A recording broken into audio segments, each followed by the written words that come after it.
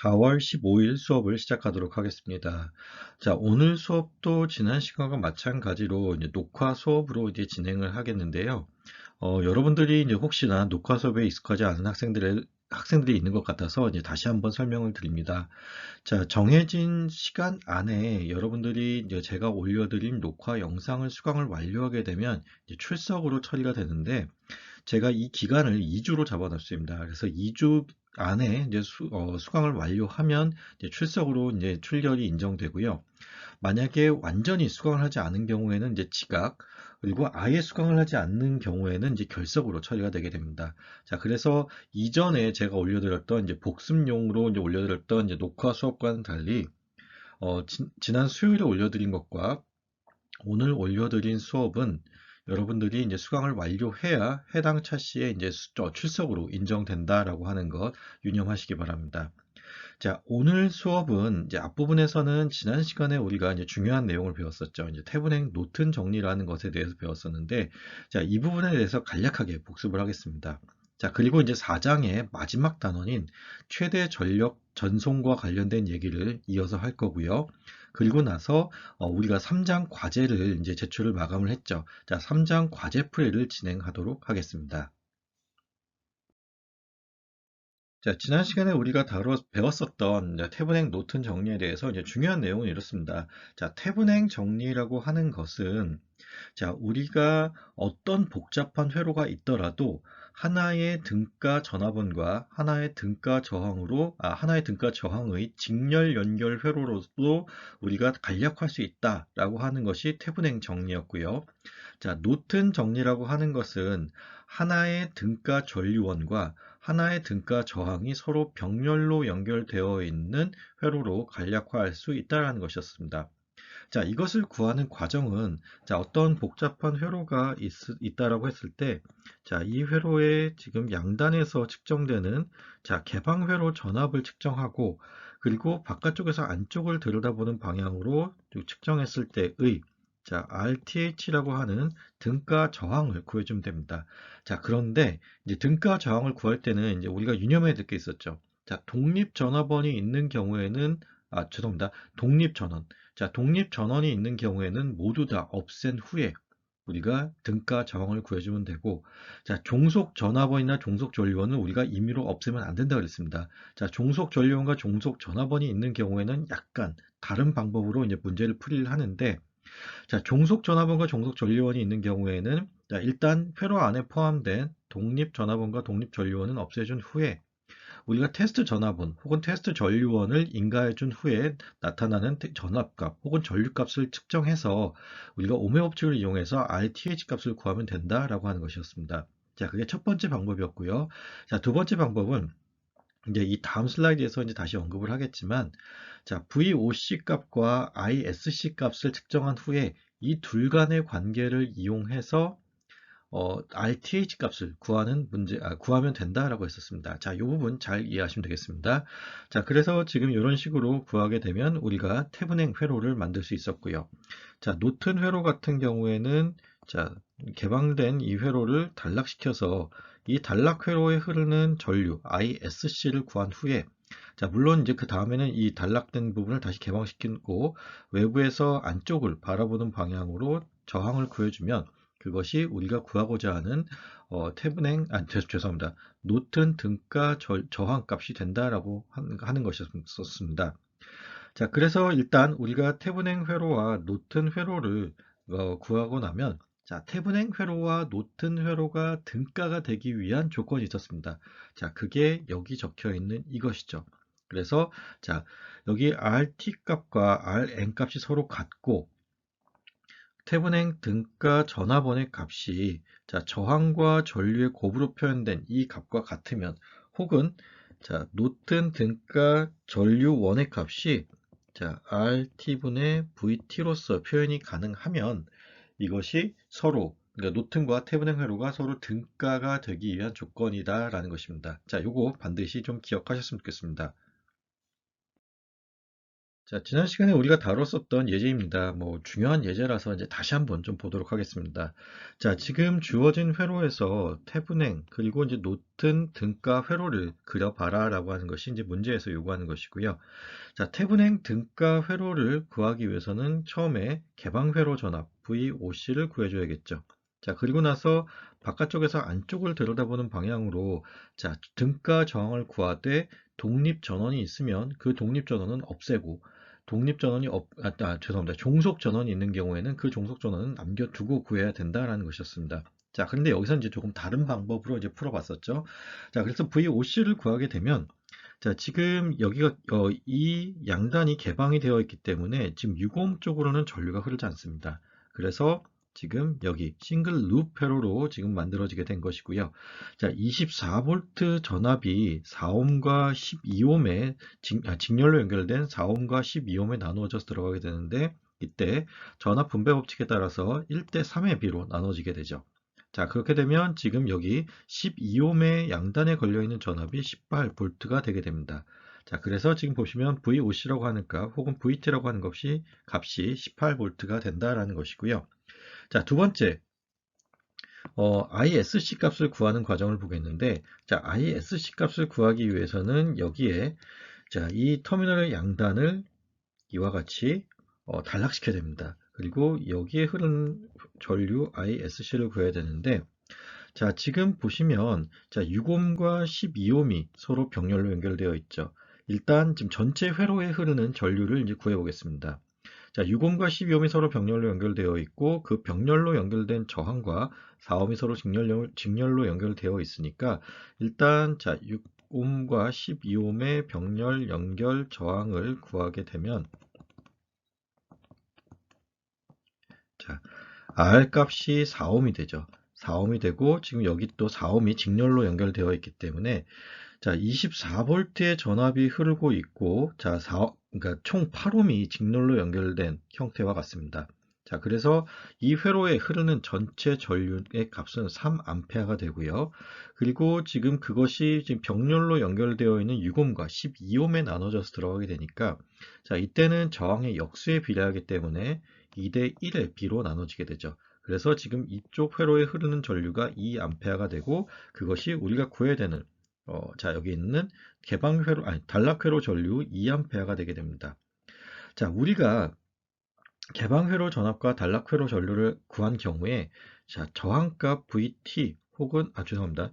저항값 RT 혹은, 자, RN 값은, 자, 이 둘 간의 관계, 다시 말하면 I분의 V의 관계로 구할 수 있고, 지금 I 값이 2A, V 값이 18V니까 9옴이라고 하는 값이 나오게 됩니다. 자, 이렇게 구할 수 있는 방법이 있더라.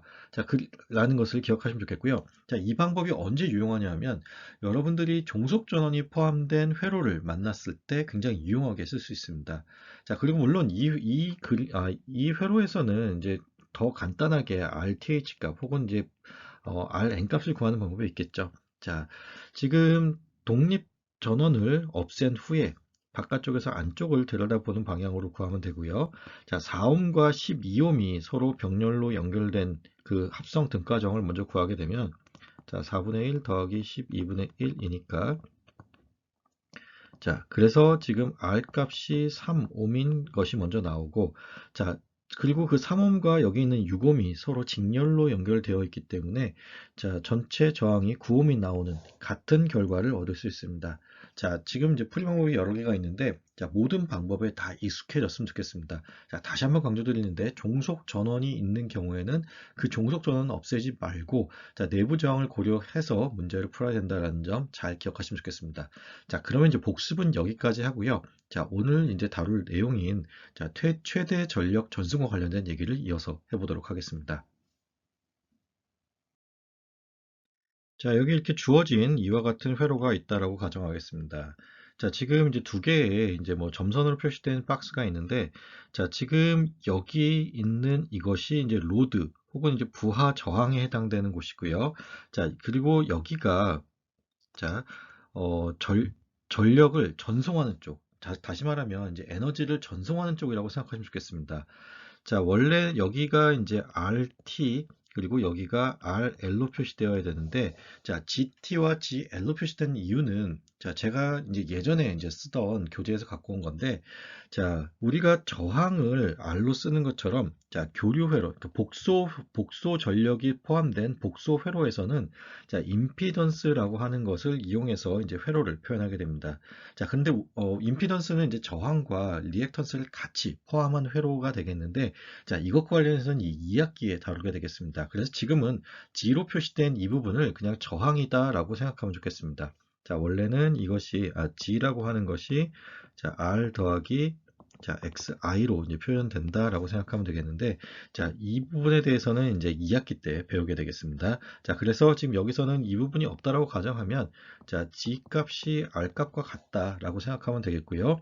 자, 지금 이제 헷갈리지 말아야 될 게 이겁니다. 지금 여기가, 그러니까, 만약에 발전소가 있고, 그 발전소에서 에너지를 전송할 때, 그 에너지 전송 과정 중에 이제 포함되는 것이 여기고요. 지금 이 부분이 이제 에너지 전송 과정에 포함되는 것이고, 제가 파란색으로 표시된 이 부분이 실제 에너지를 전송받는 쪽입니다. 자, 이거를 이제 잘 구별하면 좋겠고요. 자, 그러면 이제 여기서 자, 지금 여기가 전달하는 쪽이고 여기가 받는 쪽인데 이 받는 쪽에 최대 전력이 전달되게 하는 조건이 있습니다. 자, 그리고 그 조건에 대해서 이제 이번 시간에 간략하게 좀 배워보도록 하겠습니다. 자, 그래서 지금 여기 보시면 자, 임피던스 정합화라고 하는 것이 자, 복소 전력을 고려했을 때 나타나는 것인데 이것은 이제 2학기 때 다룰 내용이고 자, 마찬가지입니다. 여기 있는 이 RT라고 하는 저항과 RL이라고 하는 저항값이 어떤 특정 조건을 만족할 때에 자, 이쪽 RL이라고 하는 전압의 전력이 최대로 전송이 가능하다라고 하는 것이고요. 자, 그리고 그 조건을 우리가 구해보면 자, 결론부터 우리 얘기를 하면, 자, 일단 태분행 등가 회로로 이 왼쪽에 있는 이 회로를 이제 간략화 시켰을 때, 그때의 저항값을 RTH라고 한다면, 그 RTH 값과 여기 있는 이 RL 값이 서로 같은 경우에 최대 전력이 전송된다라는 것입니다. 자, 이 결론에 대해서는 잘 기억하셨으면 좋겠습니다. 자, 여러 가지 뭐 증명이나 그런 것들이 나오는데 우리 입장에서는 사실 공대 입장에서는 일단 결론은 잘 기억하자라고 하는 것이 굉장히 중요한 것이고요. 자, 뭐 유도 과정이 잘 기억나지 않더라도 결론만 잘 이해하면 문제는 잘 풀 수 있습니다. 자, 우리가 앞에서 봤었던 회로를 태분행 정리를 통해서 이제 간략화했다라고 가정하겠습니다. 자, 그래서 지금 이 부분이 전력을 전송하는 부분이고, 그리고 이 부분이 전력을 전달받는 부분입니다. 자, 그래서 지금 전압원과 저항, 그리고 여기 있는 RL이라고 하는 로드 저항이 이제 나타나게 되었고요. 자, 이것을 이용해서 우리가 로드 저항 쪽에서의 전력을 구해보겠습니다. 자, PL이라고 정의하게 되면, 자, 로드 저항을 가로질러서 흐르는 전류를 I라고 했을 때, 이 I제곱 RL이라고 하는 관계식으로 우리가 문제를 풀 수 있겠죠. 자, 그러면 지금 여기서 I라고 하는 전류의 값을 RTH, RL, VTH 값으로 이제 대신해서 표현을 하게 되면 지금 문제에서 보시면 자, RL과 RTH라고 하는 이 두 개의 저항이 서로 직렬로 연결되어 있고요. 자, VTH라고 하는 전압원도 직렬로 연결되어 있습니다. 자, 그래서 우리가 오음의 법칙을 쓰게 되면 I는 RTH 더하기 RL분의 VTH로 우리가 쓸 수 있고요. 자, I 대신에 지금 여기 있는 이것을 대신 넣어서 정리를 하게 되면 위에 있는 식과 같이 정리가 되게 됩니다. 자, 그리고 전압과 저항 부분을 따로 나누게 되면 자, 이와 같이 정리가 되는 것을 알 수 있습니다. 자, 그리고 이제 결론적으로 최대 전력, 최대 출력 전달, 최대 자, 전력을 우리가 가지고 있는 전달은, 최대 전력 전달은 자, RL이 RTH 값과 같을 때이고, 자, 이것은 우리가 이제 지금 여기 있는 PL 값과 지금 RTH 값과의 관계를 가지고 표현했을 때에 지금 이와 같은 그래프가 나온다라고 하는 것인데, 자, 이거를 우리가 이제 수식으로서 증명할 수 있죠.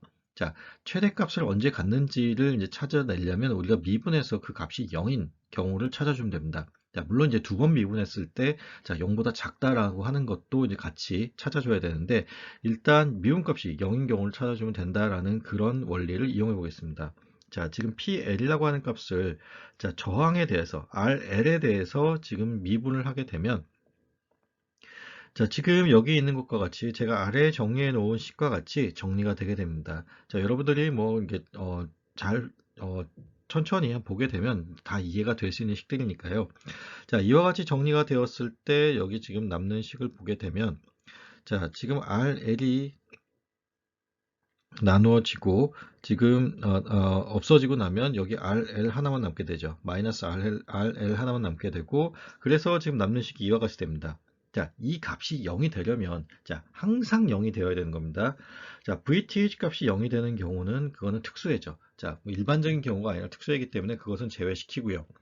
자, 분모는 0이 될 수 없으니 자, 남는 것은 분자에 있는 RTH 값과 RL 값이 서로 같은 경우, 다시 말하면 RTH-RL이 0인 경우입니다.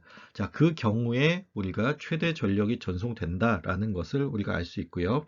자, 그래서 중요한 것이 이게 지금 최대 전력 전달 혹은 최대 전력 전송과 관련된 조건입니다. 자, 그리고 이 조건을 만족했을 때 여기 있는 것처럼 자, Pmax 값이 이와 같은 값을 갖게 된다라는 것. 자, 요 두 가지 잘 기억하셨으면 좋겠습니다. 자, 지금 여기 있는 이 계산 과정. 자, 여기는 이 계산 과정을 이해하면 좋습니다. 그렇다고 우리가 외울 수는 없겠죠. 자, 대신에 꼭 반드시 외워야 되는 거.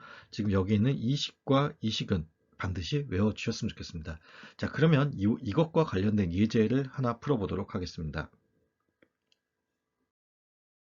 자, 주어진 예제를 마지막으로 같이 풀어보도록 하겠습니다. 자, 문제를 읽어보면, 자, 최대 전력이 전송되기 위한 RL 값을 구하라고 되어 있고요. 자, 그리고 이제 맥시멈 파워 값을 구하라는 것이 이제 문제에서 요구하는 것입니다. 자, 그래서 우리가 먼저 해야 될 것이 무엇이냐 하면, 자, 태분행 등가 회로로 지금 로드 저항을 제외한 나머지 부분을 간략화 시켜줘야겠죠. 자, 그리고 나서 이제 전력을 구하면 되는 것인데, 자, 태분행 등가 회로를 구하기 위해서 우리가 먼저 확인해야 될 것이 자, 종속 전화번 혹은 종속 전류원이 있는지 없는지를 확인해야 됩니다. 자, 문제를 보면 종속 전원이 없죠. 자, 그러면 이제 어떻게 하느냐? 자, RTH 값을 구하기 위해서 우리가 독립 전화번과 독립 전류원을 없애주면 됩니다. 자, 독립 전화번은 단락시키고 독립 전류원은 개방시키면 되겠죠. 그래서 단락시키고 개방시키게 되면 지금 여기 있는 이와 같은 회로로 우리가 간략화가 될 거고요. 자, 바깥쪽에서 안쪽을 들여다보는 방향으로 RTH 값을 구하게 되면 자, 6옴과 12옴이 서로 병렬로 연결되어 있고요. 자, 그리고 그것과 3옴, 2옴이 서로 직렬로 연결되어 있기 때문에 그 값을 우리가 9옴으로 구할 수 있습니다. 자, 그러면 이제 그 다음에 VOC 값, 다시 말하면 VTH 값을 구하는 방법이 어떻게 되느냐가 이제 궁금한 건데요. 자, 지금 여기 아래쪽에 있는 회로를 보면 두 개의 메쉬를 형성했습니다. 자, 그리고 이제 여기서 주의해야 될 거, 지금 이 부분이 개방이 되어 있기 때문에 여기 있는 이 이옴 저항에는 전류가 흐르지 않습니다. 그래서 이 부분은 무시해도 되는, 다시 말하면 무시해야 되는 저항이 되겠습니다. 자, 그러면 지금, 자, 그리고 또 하나, 지금 여기는 I2라고 지금 문제에서 설정을 했는데 I2를 놓지 말고 2A의 전류가 지금 이와 같이 흐른다라고 놓고 풀면 미지수가 한 개인 그런 방정식이 되겠죠.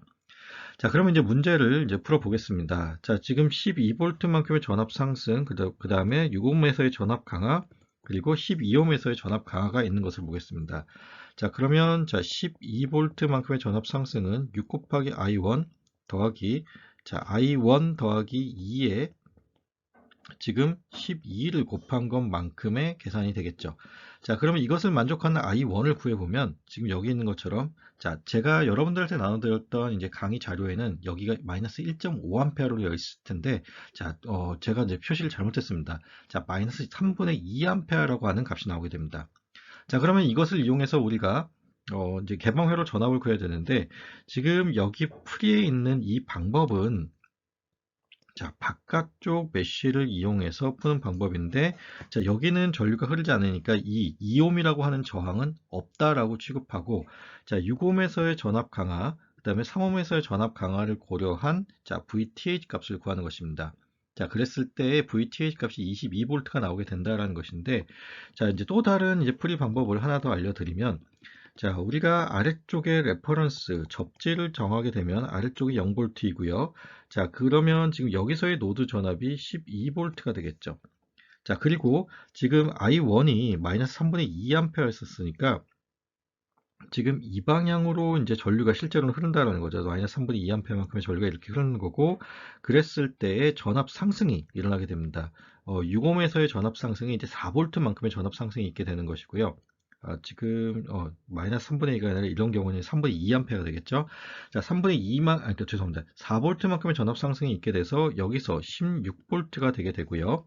그리고 나서 지금 이 방향으로 2A가 흐르게 되니 마찬가지로 여기도 플러스 여기도 마이너스죠. 자, 3옴에서 6V만큼의 전압 상승이 있습니다. 그래서 이 위치에서의 노드 전압이 22V가 되게 되고 여기가 아래쪽이 0V인, 다시 말하면 VTH가 22V가 나오게 된다라는 것을 알 수 있습니다.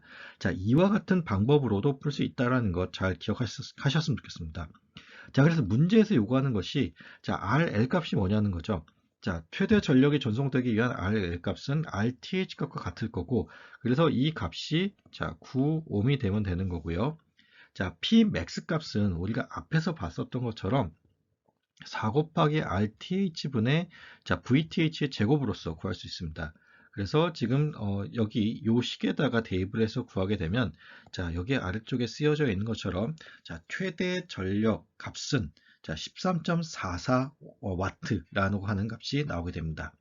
자, 우리가 지금 마지막 단원에서 이제 반드시 기억해야 될 거는, 자, 지금 최대 전력 전송과 관련된 문제가 나왔을 때 최대 전력 전송이 되기 위한 조건은 RTH 값과 RL 값이 같을 때입니다. RTH 값을 구하기 위해서는 우리가, 자, 태분행 회로로 노드 저항을 제외한 나머지 부분을 간략화 시켜줘야 되죠. 자, 그 간략화가 되었다라고 가정하에 RL 값은 RTH 값과 같다라는 것, 그리고 Pmax 값은 4 곱하기 RTH분의 VTH의 제곱값과 같다라고 하는 이 두 가지는 반드시 좀 기억을 하고 시험을 봤으면 좋겠습니다.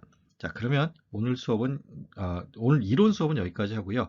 이어서 문제풀이 수업을 하도록 하겠습니다.